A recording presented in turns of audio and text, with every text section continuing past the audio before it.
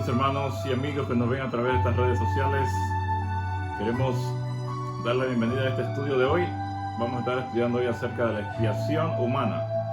Antes de eso vamos a hacer una oración para que nuestro Padre nos dirija en este estudio de esta mañana. Oh Padre amado, gracias por su amor y misericordia. Le pedimos en este momento que su Espíritu esté con nosotros para que podamos presentar la palabra con veracidad, con el poder de su Espíritu, y que muchos y todos los que oigan puedan entender lo que usted desea para ellos en este momento, que lo podamos conocer cada día de acuerdo a lo que usted ha presentado en su palabra, y que podamos investigar más allá cuando hay textos que se contradicen, para que podamos entender la verdad, porque usted no se contradice, usted no cambia, y usted es el mismo ayer, hoy y por los siglos.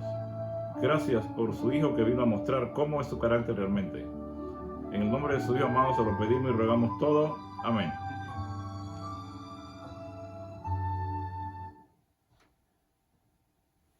Ok, hermanos, es un placer para mí estar con ustedes nuevamente.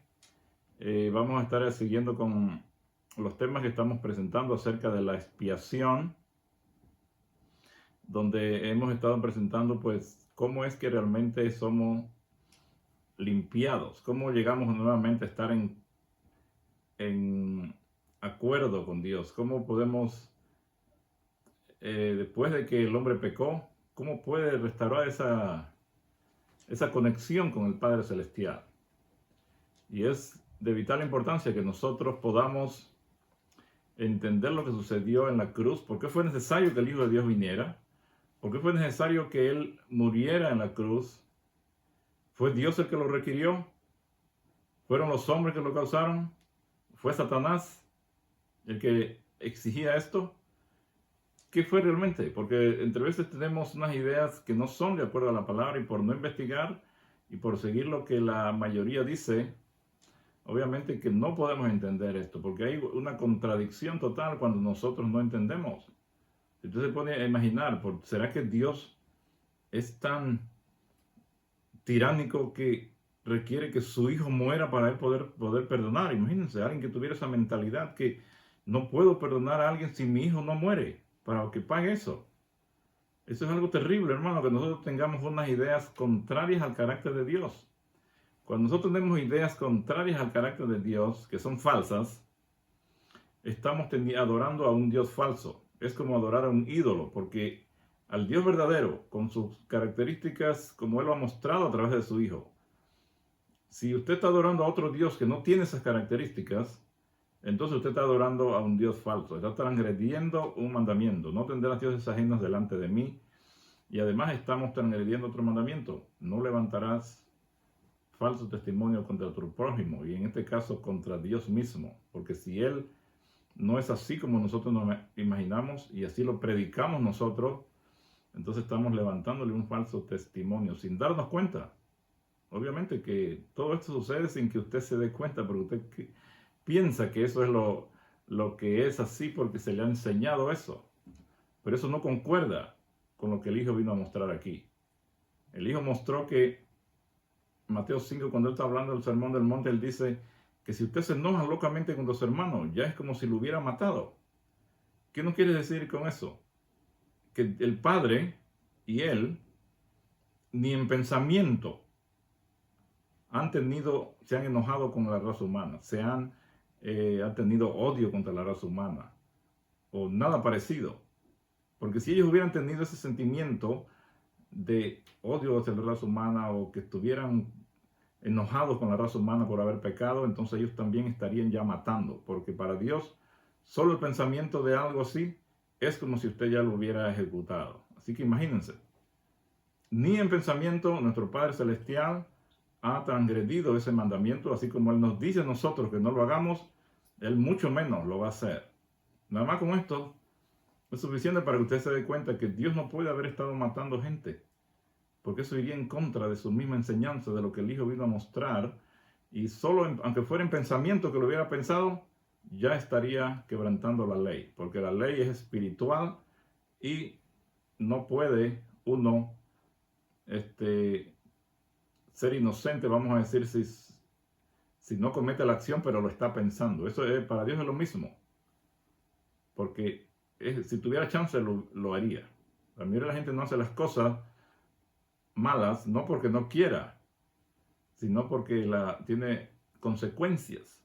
Va a ir a la cárcel, va a tener que sufrir mucho si mata a alguien, por ejemplo. Por eso no lo hacen. Pero si pudieran hacerlo sin que pasara nada, muchísima gente mataría a otros, ¿no? Por mencionar solo un mandamiento. No, en este momento vamos a empezar con el capítulo, con este tema de la expiación humana. Como hemos dicho, hemos estado hablando de la expiación en general, pero vamos a ver algunos incidentes en la Biblia, 3 incidentes donde nosotros podemos ver cómo es que funciona la expiación humana. Para el humano, cómo es que se expía su pecado. Y por tener esa mentalidad, que fue la que Satanás le metió cuando el hombre pecó, de ahí en adelante el hombre agarra esas ideas satánicas, que ya sabemos, Elena G. White en el libro Deseado de todas las gentes, ella lo explica y por eso lo menciono muchas veces, porque en este libro pues se puede ver más profundo lo que está sucediendo. Y entonces ella dice que al principio de la gran controversia, Satanás había declarado que la ley de Dios no podía ser obedecida, que la justicia no concordaba con la misericordia y que si la ley había sido violada, era imposible que el hombre pecador fuese perdonado. Cada pecado debía de recibir su castigo, sostenía insistentemente Satanás. Y si Dios remitía el castigo del pecado, no era un Dios de verdad y justicia. Con esas ideas que él metió en el cielo a los ángeles, ellos no se atrevieron a ir a pedir perdón. El hombre tampoco fue a pedir perdón. El Padre Celestial, el Hijo vinieron a buscarlos. Y ellos andaban con miedo, pensaban que venían a matarlos. Porque la justicia de Satanás no contempla el perdón. La justicia de Satanás es que si usted hace algo malo, debe ser castigado y debe ser castigado con la muerte. Y esa idea tenía el hombre. Y todavía hay muchos que tienen esa idea. Por eso fue necesario que el Hijo de Dios viniera a morir. Porque para Satanás, la única forma en que uno pueda ser perdonado es que alguien muera. Es usted mismo o otro. En este caso, el Hijo de Dios tomó ese lugar, ¿verdad? Entonces, hemos estado analizando en los últimos 2 temas que hay este proceso de 2 pasos de la expiación. El primero es que alguien debe morir para que usted sea perdonado.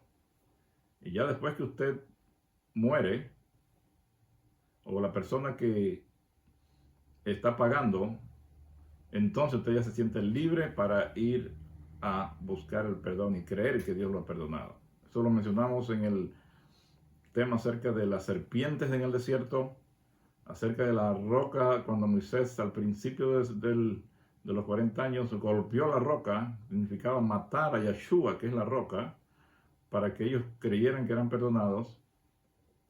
Y al final, cuando Dios le dijo, no golpees la roca, le dijo que le hablara a la roca.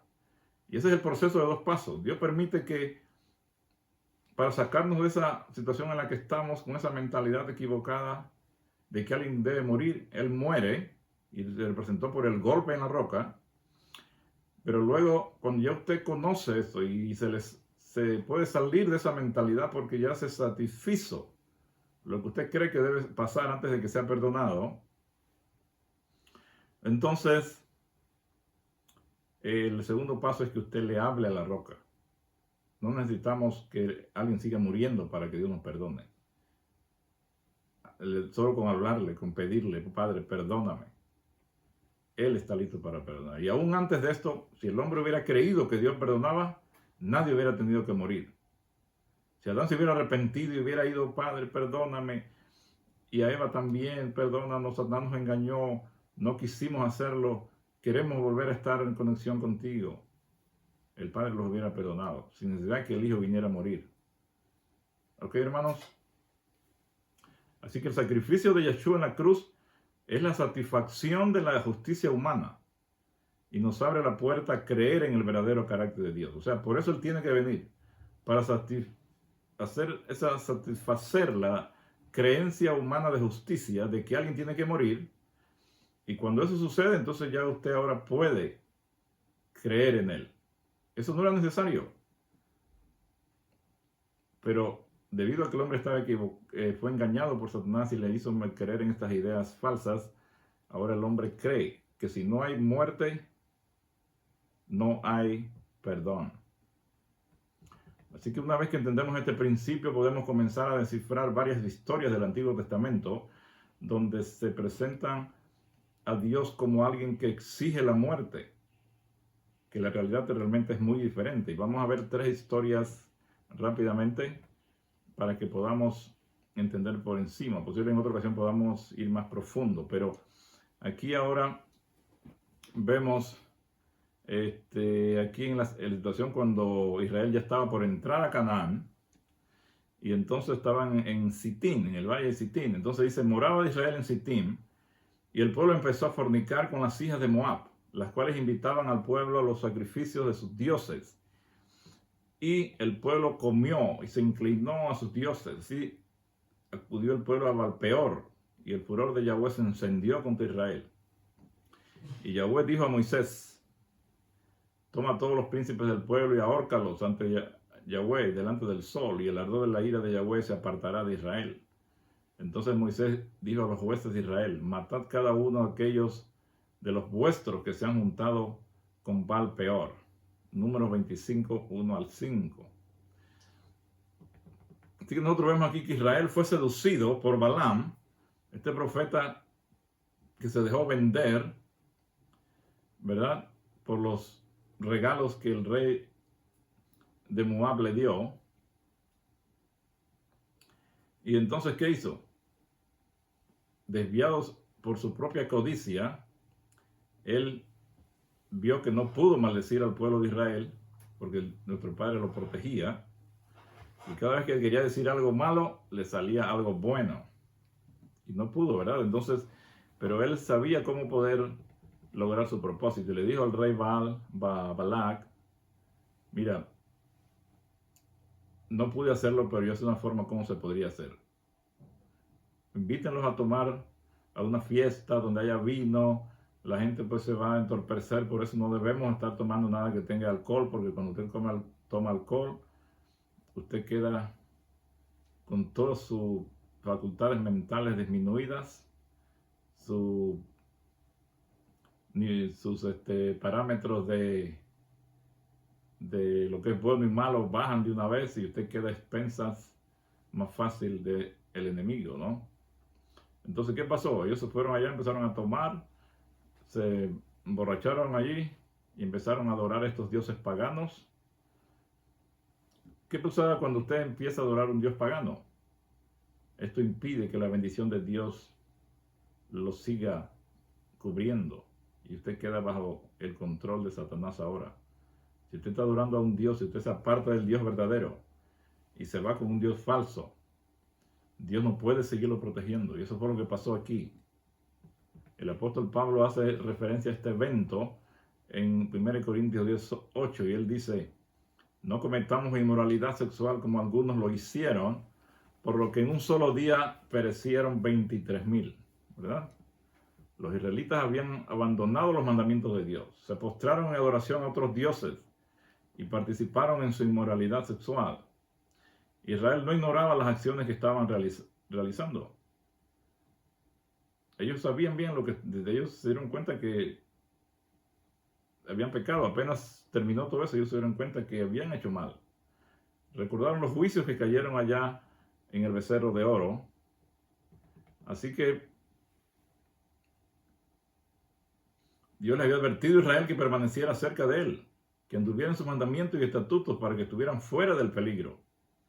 Por eso ahí en Levítico 26:14 al 16 dice, si ustedes no me obedecen y no ponen por obra todos estos mandamientos, sino que desprecian mis estatutos, aborrecen mis leyes y dejan de poner por obra todos mis mandamientos, rompiendo así mi pacto, entonces yo mismo los castigaré, dice, con un terror repentino, con enfermedades y con fiebre que los debilitarán y les harán perder la vista y acabarán con su vida.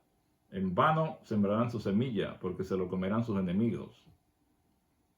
En otra versión, verá que es más, por eso hay que ver muchas versiones. Mire cómo dice aquí en esta parte, dice, yo me apartaré de ustedes para que sus enemigos los destruyan. Dice en la traducción del lenguaje actual. Entonces, allá dice que Dios mismo lo castigaré, pero aquí dice, yo me apartaré de ustedes para que sus enemigos los destruyan. Y eso es lo que sucede realmente. No es Dios el que está directamente castigando a la persona, sino que Él se aparta. Si usted no quiere algo con Él, si usted no quiere estar cerca de Él, entonces Él dice, ok, te dejo a tu suerte. Esa es la justicia de Dios manifestada al pecador. Primero que se arrepienta, trata el Espíritu, por medio del Espíritu de Dios, trata de que el pecador se arrepienta. Si el pecador no quiere y rechaza, ya Dios, entonces, ¿qué hace? Se aparta, la persona queda sola y entonces queda a las expensas del enemigo. Así es que funciona esto, hermanos. No es que Dios anda matando y destruyendo gente así como nosotros algunas veces nos imaginamos. Dios es justo y bueno. Él nos ama y quiere que nos salgamos de las cosas que estamos haciendo mal para que nos vaya bien. Porque Él sabe que si yo sigo en esta situación, voy a quedar desprotegido por Él. Entonces Él quiere evitar que eso pase y nos dice, mira, no hagas eso, no hagas eso, no hagas eso. Israel sufrió una enfermedad mortal que asoló el campamento. Lo vemos en números 25:61. Allí, no, 25:9. Dice, con todos los que murieron a causa de la plaga fueron 24,000. ¿Ok? Vino una plaga después que ellos terminaron de todo este asunto con los moabitas allí. Les vino una plaga y murieron, dice, Pablo menciona 23, pero el total realmente fueron 24,000, como dice allí en números, ¿verdad? Cuando Israel abandonó a su Dios, él tuvo que permitirle sobrellevar las consecuencias de sus decisiones. Asimismo, lo que sucede cuando usted se aparta, como dije, de él, ya no puede protegernos. Ya ellos allá, nosotros acá ahora. ¿Usted quiere que le vaya bien? Ande cerca de él, obedezca sus mandamientos. Se aparta de él, Dios ya no puede protegerlo a usted en pecado. O mejor dicho, para que entendamos, cada mandamiento que usted viola o quebranta es como un boquete que se le hace a la muralla de protección de Dios. Por ese boquete se puede entrar la serpiente y nos puede morder. Pero si usted sigue rompiendo esa muralla, llega un momento que ya usted queda totalmente desprotegido. ¿Ok? Entonces dices, en Salmos 9:16, en la versión PDT, que lo explica muy bien, dice, Yahweh se dio a conocer, Él hizo justicia. Los que hacen el mal caen en la trampa de su propia maldad. ¿Ok? Claramente, hermanos, solo tenemos que tener discernimiento. Aquí está diciendo que Dios hace su justicia, pero ¿cómo es la justicia de Él? Que los que hacen el mal, caen en la trampa de su propia maldad. ¿Cuál es su trampa de su propia maldad? Quedan desprotegidos por Dios y Satanás puede venir y hacerles lo que él desee. Okay, entonces, de la misma manera que Dios no impidió que las serpientes entraran al campamento, tampoco impidió que Satanás atacara sus cuerpos con la enfermedad. Ustedes ven que en las serpientes que entraron, no fue Dios que las llevó. O sea, para ese verbo que envió, también significa soltar, dejar ir. Y eso fue lo que realmente ocurrió. Dios solamente deja de impedir que ellas se metan. Entonces ellas, lo instinto natural es irse para allá, para donde está esa gente, ¿no? A esa área, porque esa área les pertenece a la serpiente. Ellas quieren estar en todo ese lugar, pero Dios les estaba restringiendo que no entraran. Pero el pueblo se pone a blasfemar contra Dios y a culparlo de todas sus cosas injustamente. Dios tiene que decir, ok, pues si ustedes quieren que yo soy el causante de esto, pues yo me retiro. Ya no evite que las serpientes crucen. Y empezaron a meterse las serpientes al campamento. Asimismo, Dios no lo impidió, porque ellos querían estar, con sus acciones, estar separados de Él. ¿Ok? Es como decir, si una mujer deja a su amado esposo, un esposo que la ama, que la quiere, que la trata bien, y la persona, pues la mujer, hay algunas así, o hombres también, ¿no? Que tienen todo lo que necesitan ahí con esta persona que las ama, pero ellos deciden irse con otro. y se van, y entonces este otro viene y las empieza a golpear y hasta las finales las mata, ¿no? Hay gente así, malosas, que están dispuestos a matar a su cónyuge, imagínate. Entonces, podríamos preguntar a nosotros, ¿vamos a culpar al esposo amante que la quería tanto por no impedir que la mujer se fuera? O por lo que le está sucediendo allá con la otra persona. ¿Vamos a culpar al esposo cariñoso y amante que le daba todo lo que ella necesitaba, pero ella por su propia cuenta se quiso apartar de él? Obviamente que no. Ese es Dios, ese esposo amante, ese es nuestro Padre Celestial. ¿Qué tan útil sería obligarla a regresar? Si usted dijera, voy a buscarla a la fuerza, sí, aunque no quiera estar conmigo, yo la voy a traer para que se regrese conmigo. Hermano, eso no funciona. ¿Cómo vamos a hacer eso si somos personas que tenemos el amor de Dios y que el amor de Dios incluye que usted le dé libertad a la otra persona? Entonces, ¿cómo iba a manifestarse ese espíritu de libertad que Dios nos ha dado si yo, porque esta persona no quiere estar conmigo, la mantengo a la fuerza conmigo? Dios no puede, es lo mismo, Dios no puede mantenernos a la fuerza con Él. Dios no puede mantenernos en contra de nuestra voluntad con Él. Así que con profundo dolor, nuestro Padre Celestial tuvo que permitir que Israel hiciera su decisión, su elección de adorar a otros dioses.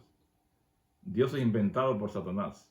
Y al adorar a estos dioses, Israel se puso bajo su control. O sea, el control de estos dioses, que obviamente Satanás es el que está detrás, lo que le permitió a Satanás comenzar a destruirlos. Y por eso empezó una muerte, empezaron a morir allí de esta plaga. Y dice en total que llegaron a 24,000. Pero ¿por qué se paró la plaga? Eso es lo que vamos a ver aquí. Cuando la gente empezó a morir por la plaga, ellos se dieron cuenta, oh my God, hemos pecado contra Dios. Se dieron cuenta, ellos como que vuelven en sí, oh my God, ¿qué es lo que hemos hecho? Así que la culpa y las consecuencias de sus acciones hicieron que se dieran cuenta de su pecado. ¿Y qué sucede ahora? En términos humanos, la única manera de que Israel pudiera volver a encontrar el favor de Dios era que se le administrara un castigo que condujera a la muerte de unos pocos para que el resto pudiera reconciliarse con Dios. O sea, en los términos humanos, y lo que ellos pensaban es, hemos pecado contra Dios, pero ahora ¿cómo vamos a conseguir otra vez el favor de Dios? Para que Él ya quede contento.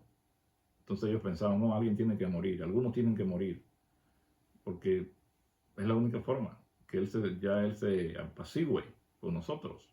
Alguien tiene que morir. Entonces ellos veían normal que algunos murieran.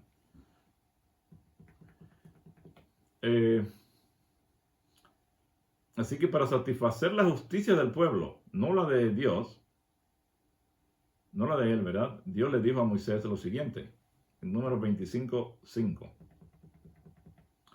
Y Yahweh dijo a Moisés, toma a todos los príncipes del pueblo y ahórcalos ante Yahweh delante del sol, y el ardor de la ira de Yahweh se apartará de Israel. Entonces él les dice que agarren a los príncipes y los ahorquen. Cualquiera de estas cosas así sin contexto y va a decir, oh, mira, Dios mató a esos tipos, mandó a matar a esos príncipes. Porque si no, no iba a perdonarlos. Casualmente eso era lo que pensaban las personas en ese tiempo. Y Dios lo hace por vamos a decir, la ignorancia de estas personas que no entendían cómo es que Él funciona, por esas ideas que ellos tenían equivocadas. Si ellos no veían que alguien muriera y que se le había pagado a Dios la expiación de eso, no iban a creer que Dios perdonaría su pecado. Entonces Dios meramente estaba revelando la pecaminosidad del hombre en esta declaración, cuando les dijo que hicieran eso de ahorcar a estos príncipes. La reacción humana natural ante las consecuencias negativas de las malas decisiones es la de buscar algún otro a quien culpar. Así como hizo Adán, culpó a Dios, y que era inocente, y culpó a Eva para él quedar libre, para que su pecado fuera expiado y él quedar libre. Entonces, vamos a ver que siempre, en general, se busca a un culpable y a un inocente que pague por nosotros, por el pecador, por el que está involucrado, para que él se sienta que libre de pecado, ¿no? Así que esta era la única manera en que el pueblo aceptaría la misericordia. Se requería un sacrificio o una sustitución penal, ¿verdad? Un sacrificio de animal o una sustitución penal, que otra persona muera por ellos, por los que habían pecado. Así que toda la nación estaba involucrada en el festín, pero los más notables, los que habían alentado a hacer el mal, eran estos príncipes y estaban allí colgados, porque ellos eran los jefes, ¿no? Entonces, el pueblo, al ver esos tipos colgados allá, ver a estas personas, esos príncipes colgados ante el sol, como así mismo como habían mirado a la serpiente de bronce allá cuando el incidente con Moisés y la serpiente que se metieron, ahora ellos podían comenzar a creer que Dios los perdonaría y sanaría de la plaga. Imagínense. Cuando aún continuaba la plaga y los líderes de la apostasía estaban siendo muertos, uno de los principales de Israel, de manera descarada, llevó a una mujer madianita al medio del campamento. Y esto ya hemos leído, este incidente de este Zimri. Agarró una mujer, estaba todo el mundo viendo a los otros allá colgados.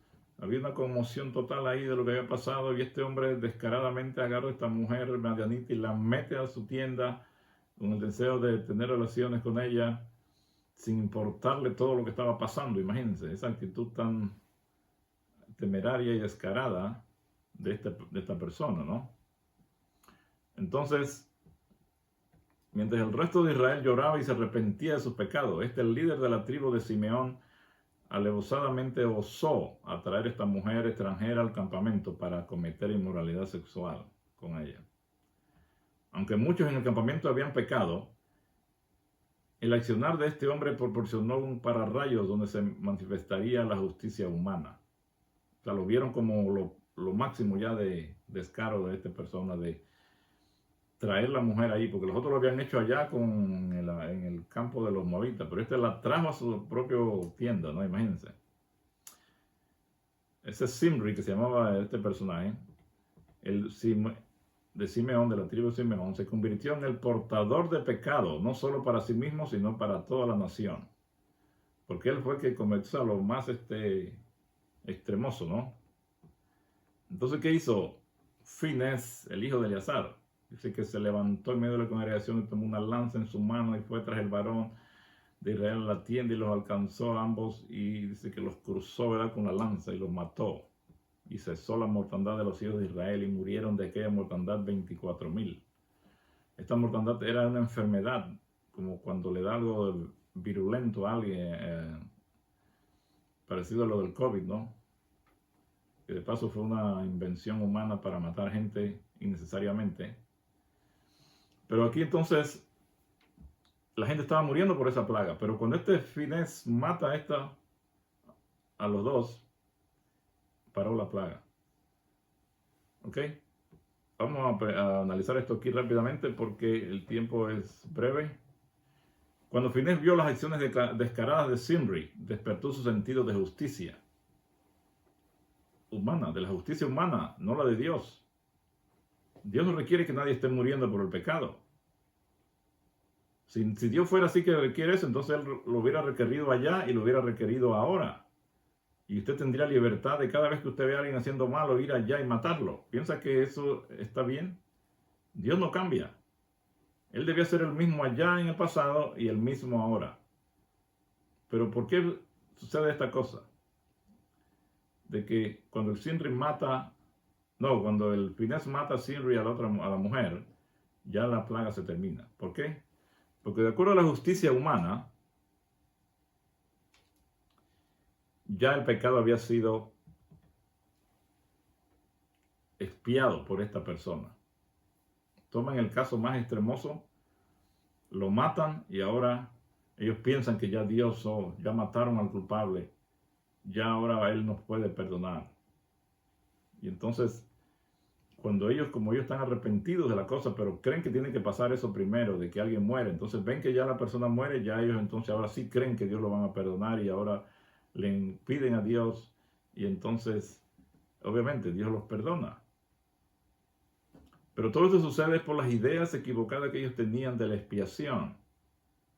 Y este Finés, siguiendo los principios de la justicia y el juicio humano, lo que él creía que era la justicia humana, tomó una jabalina y mató a Zimri y a Cozbi en el acto de tener relaciones sexuales. Esto le pareció correcto a la nación, porque esto era lo que ellos creían, que era necesario que alguien muriera, el que más fuera, el que representaba el pecado en este caso, y creyeron que fue satisfecha la justicia de Dios, aunque en realidad lo que fue apaciguada fue la justicia humana proyectada sobre Dios.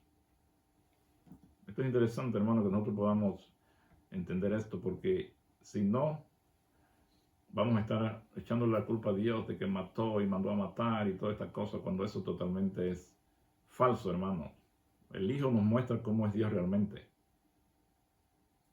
Y el Hijo nunca mató a nadie, dice Ellen G. White. Él nunca se enojó locamente contra nadie cuando estuvo aquí.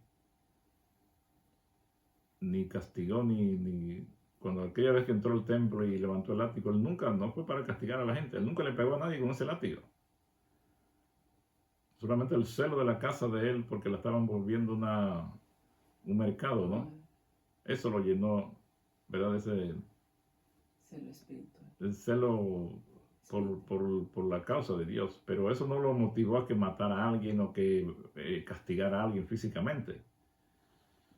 Entonces, aquí vemos como el Finés, hijo de Eleazar, hijo del sacerdote Aarón, dice: ha hecho apartar mi furor de los hijos de Israel, llevado de celo entre ellos, por lo cual yo no he consumido mi celo a los hijos de Israel. Por tanto, diles, he aquí, yo establezco mi pacto de paz con él, y tendrá él y sus descendientes después de él el pacto del sacerdocio perpetuo, por cuanto tuvo celo por su Dios e hizo expiación por los hijos de Israel. Si nosotros entendemos bien lo que estamos diciendo, este Finés con ese acto logra que Israel crea ahora que ya se pagó ya alguien pagó con la muerte el pecado de ellos, y ahora ellos se arrepienten. Si esa persona no hubiera, si este Finés no hubiera hecho eso, ellos no hubieran creído que Dios los iba a perdonar y hubieran seguido muriendo más, quién sabe, posible 500,000 o quién sabe cuántos, porque hasta que pasara eso, verás que ellos iban a creer que Dios iba a perdonar. Entonces, pues, obviamente que Finés hizo una gran labor en convencerlos. Con matar a esos dos, logra que ellos se convenzan que ya se paga el castigo por la cosa y ahora pueden creer que Dios los va a perdonar. Imagínense esta situación. Porque de acuerdo a la gente, ellos piensan que sin derramamiento de sangre no hay remisión de pecados. Ahí lo dice que de acuerdo a la ley, obviamente que no es la ley moral de Dios, porque en la ley moral de Dios no hay ninguna cosa que diga que si usted la quebranta, va a morir o que lo debe matar. En la misma ley no dice eso. Nada más te dice: no matarás, no hagas esto, no hagas esto, no hagas esto. Pero la misma ley de Dios no dice que si usted la transgrede, usted lo debe matar. Ese versículo de Hebreos 9:22, sin derramamiento de sangre no hay remisión de pecado. Ahí mismo dice al principio, según la ley, pero no la ley moral, sino la ceremonial, que fue hecha casualmente porque el hombre tenía estas ideas equivocadas. Y entonces se presenta como que matando corderos, ahora Dios lo puede perdonar. Pero eso era para quitarles la idea que ellos tenían y satisfacer esas ideas, no porque Dios fuera así. En muchos versículos, Salmo 51 y otros más, dicen: yo no quiero sacrificios. No quiere sacrificios que yo los daría. Ni quiere holocausto, dice el salmista. ¿Qué es el sacrificio de Dios? Dice: lo que yo quiero es un corazón contrito y humillado. Eso es lo que Dios desea. Que si la persona se pudiera arrepentir sin necesidad que hubieran esos corderos, Él los perdonaría. Dios bendijo a Finés porque actuó de buena fe. Dios no lo condenó por matar a Zimri, porque sabía que el primer paso para que la humanidad aceptara la expiación era la muerte de los más culpables de la nación.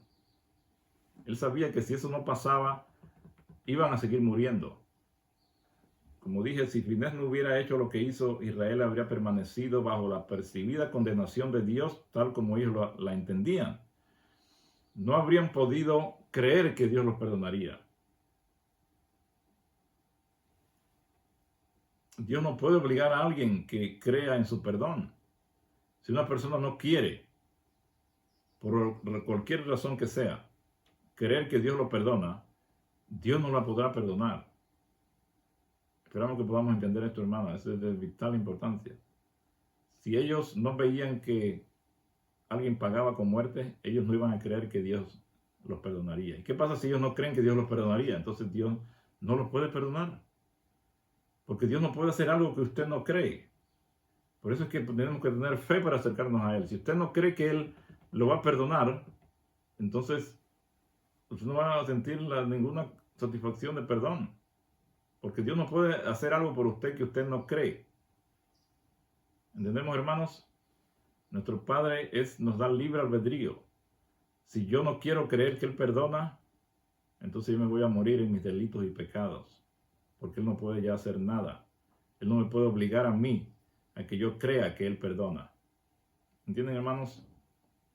Dios nunca obliga a ninguna de sus criaturas a creer o aceptar algo que ella no quiere, es decir, a la fuerza.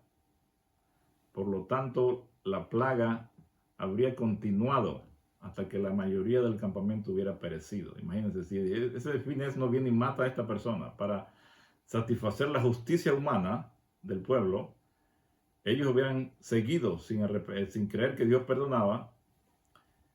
¿Y qué hubiera pasado? Satanás hubiera seguido, la plaga hubiera seguido. Y hubiera seguido matando y matando y matando. Imposible, todo el pueblo se hubiera muerto si era que no llegaban a creer que Dios perdonaba. Si Israel hubiera conocido la verdad del carácter de Dios y que Él no desea sacrificios, podrían haber venido ante Él y pedir perdón y habrían sido aceptados. Así como Adán y Eva. Si ellos hubieran venido a Él, Dios los hubiera perdonado. Podrían haber hablado con la roca y recibir el agua de la vida gratuitamente. Pero los caminos del hombre no son los caminos de Dios. Por lo tanto, Zimri tuvo que morir para que toda la nación no pereciera.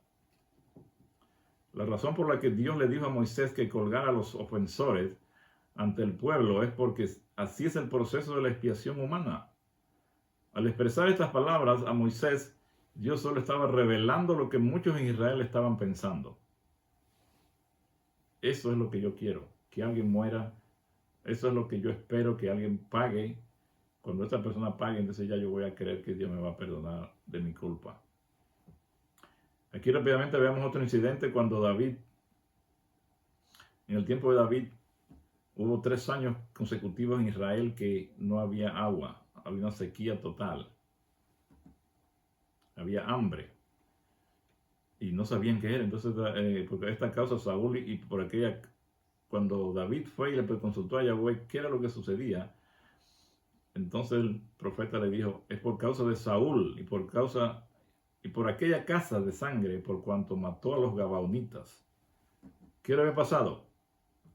Cuando Israel venía entrando a las tierras de Canaán, estos gabaonitas, con el miedo de que no los mataran, se disfrazaron para aparentar que vivían en un país lejano y que venían a buscar perdón de Israel para que no los mataran. Entonces, al final era mentira. Ellos vivían por ahí cerca, pero por el miedo se inventaron esa historia, ¿no? Y entonces los israelitas le prometieron, le juraron por el Dios de Israel que no les iban a hacer daño. Pero Saúl era un poco, vamos a decir, como dicen ahora que Trump que es discriminatorio, ¿no? Contra los racistas. Entonces él no aceptaba a estos gabonitas y buscaba ocasiones para matarlos y hacerles, y mató a varios. ¿Entienden? Entonces,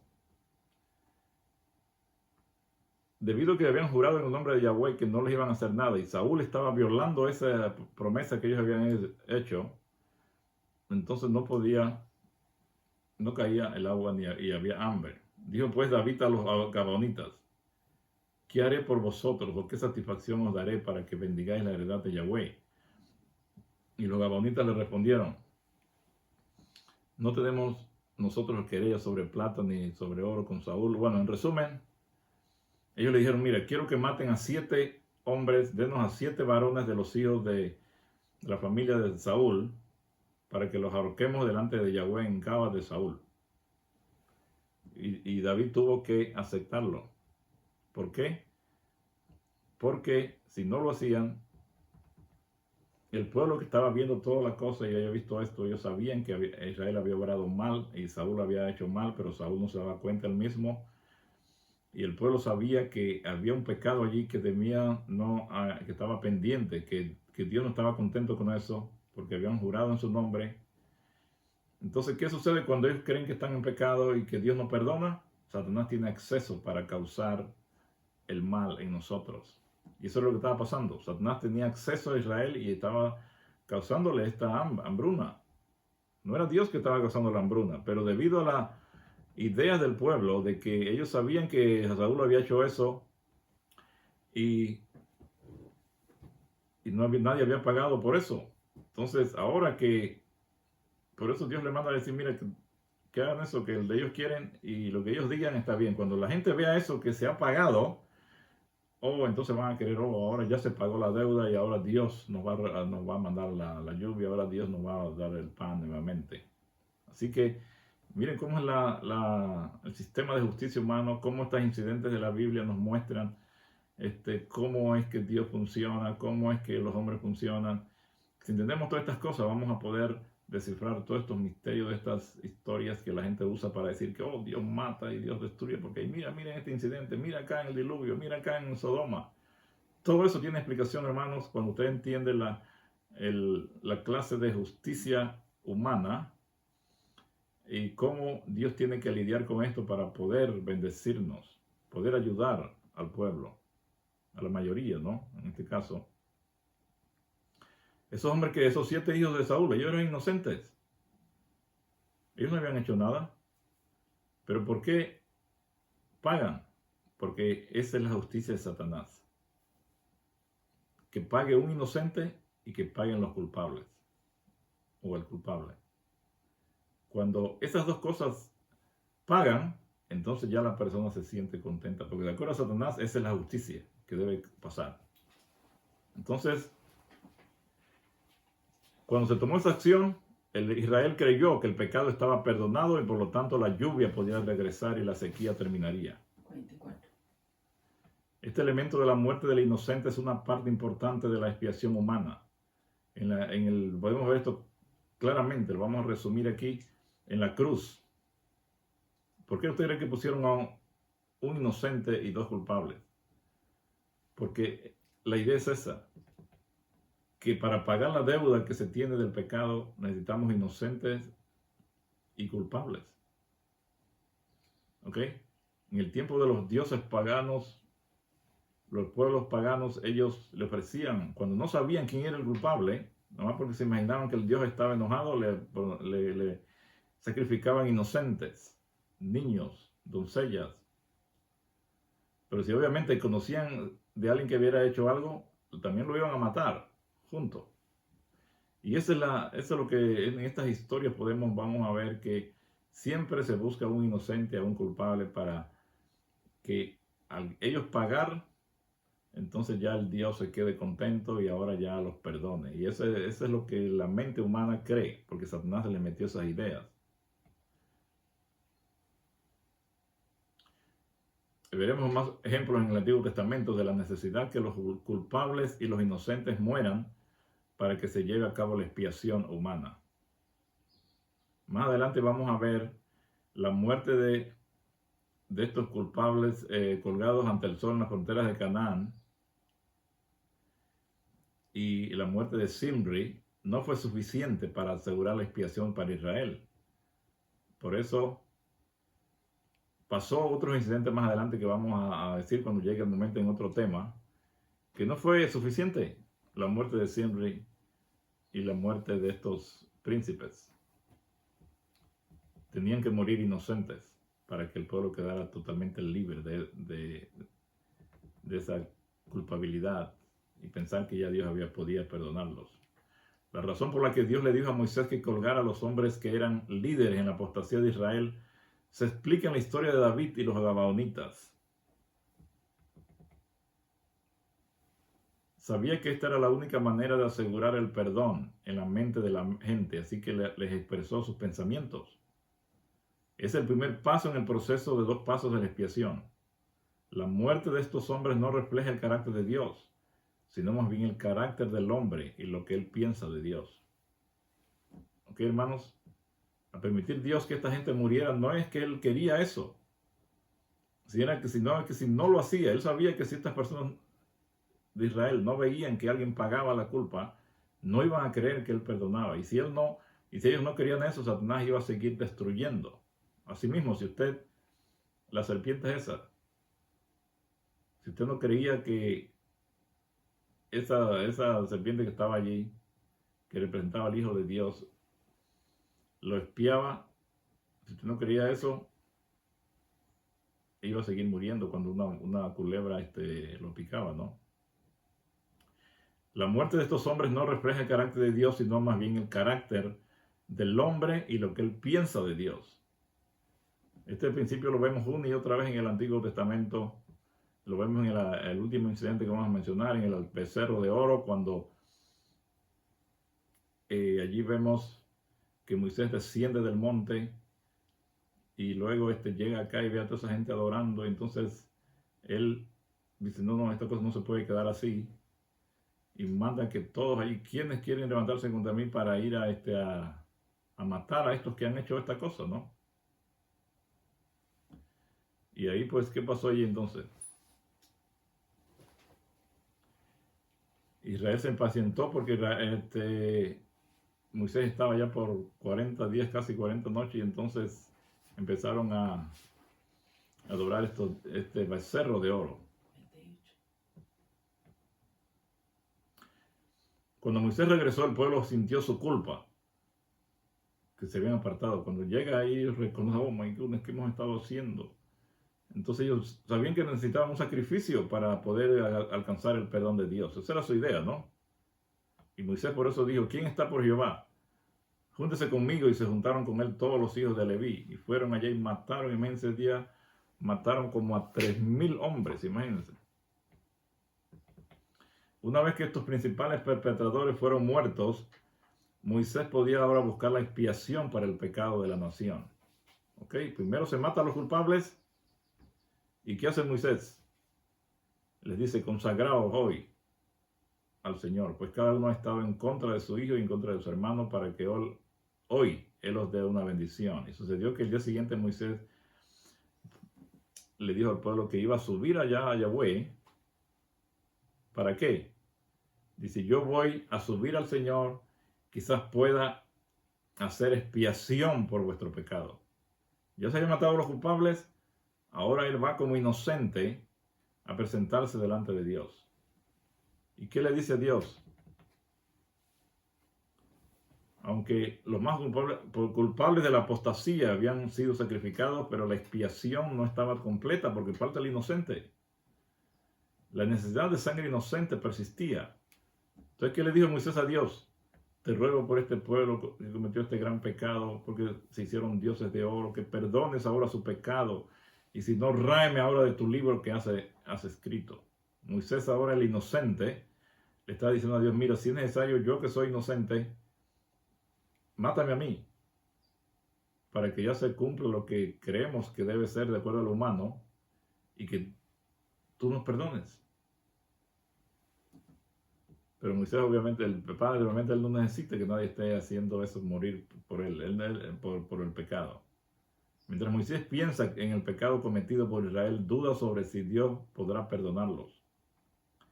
El sacrificio de los culpables podría no ser suficiente. Quizás si se ofrece una víctima inocente, Dios entonces perdonaría a Israel. Y por eso es que Él se ofrece.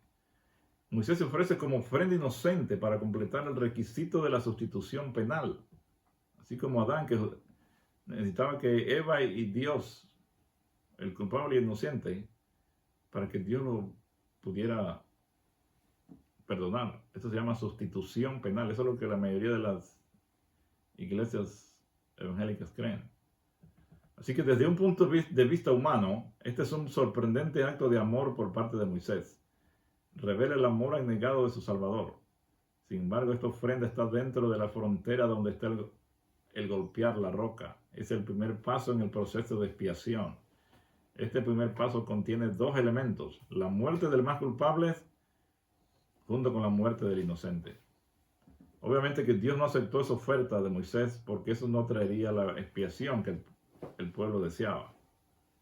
Desde la perspectiva humana, la falta de una víctima inocente significaba que Israel continuaría dudando de su aceptación ante Dios y que por ende caería en el pecado. Esto implicaba que Israel seguiría sufriendo la plaga.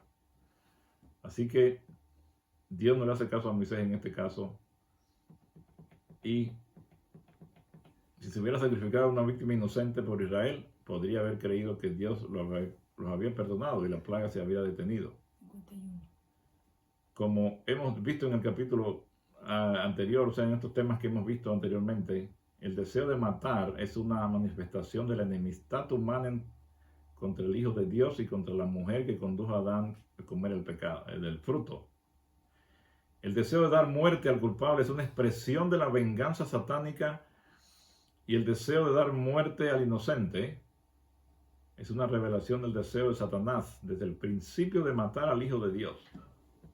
¿Ok? Entonces el deseo de dar muerte al culpable es una expresión de la venganza satánica, y el deseo de dar muerte al inocente es una revelación del deseo de Satanás desde el principio, cuando él quiso matar al Hijo de Dios. Él quería deshacerse del Hijo de Dios en el cielo para él llegar entonces a ser igual a Dios Padre.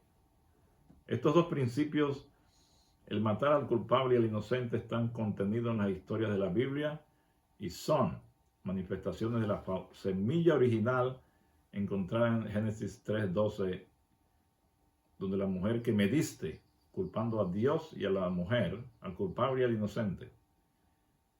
Vamos a seguir viendo estas historias de la Biblia con esta base de la justicia humana que requiere a un inocente y a un culpable. Y vamos a entender realmente que no es nuestro Dios que anda matando y mandando a matar gente, sino todo es por el deseo de ayudar al ser humano que cree en eso, y que para poder ayudarlo tiene que permitir que suceda esto, que alguien pague, para que ellos entonces puedan creer que Él perdona. Apreciados hermanos, que nuestro Padre los bendiga, y aquí seguimos nuevamente el próximo sábado. Mientras tanto, les pedimos que compartan estos videos y que cualquier pregunta, cualquier cosa, nos pregunten aquí para contestarles. Seguiremos orando por todos ustedes. Amén. Que nuestro Padre los bendiga.